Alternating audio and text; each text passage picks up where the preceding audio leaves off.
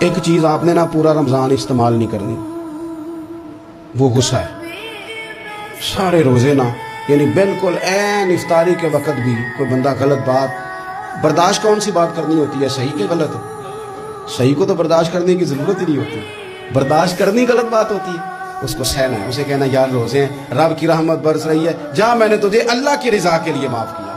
اور ذہن میں حدیث رکھنی ہے کہ حضور نے فرمایا تو رب کے بندوں کو معاف کر، اللہ تجھے معاف فرمائے گا۔ رمضان شریف میں اور سعادت کے ساتھ اور پیار کے ساتھ، اور غیبت نہیں کرنی کسی کی بھی، کسی ادارے کی نہیں، کسی بندے کی نہیں، غیبت نہیں کرنی۔ آپ کو حدیث میں ملے گا کہ نبی پاک علیہ السلام نے کچھ بیویوں سے کہا تھا کہ تم نے تو روزہ توڑ دیا ہے اور تم نے حلال کے ساتھ رکھا تھا، حرام کے ساتھ توڑ دیا۔ یا رسول اللہ کس طرح؟ فرمایا غیبت نہیں کی تم نے، مردہ بھائی کا گوشت نہیں کھایا، یہ بہت بڑا جرم ہے، اس سے بچنا ہے۔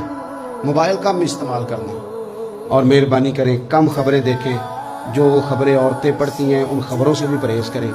کوئی ہم نے بڑا سال 11 مہینے سیاسی تبصرے کر لیے، کیا انقلاب آیا پھر ملک؟ تو رمضان کا مہینہ سیاسی تبصرے رہنے دیں، زیادہ وقت مسجد میں گزاریں، زیادہ وقت اللہ کے گھر میں گزاریں، زیادہ ٹائم آپ تلاوت قرآن پاک میں، استغفار میں، درود شریف میں گزاریں، ایک دوسرے کے ساتھ پیار کریں، ایک دوسرے کے کام آئیں۔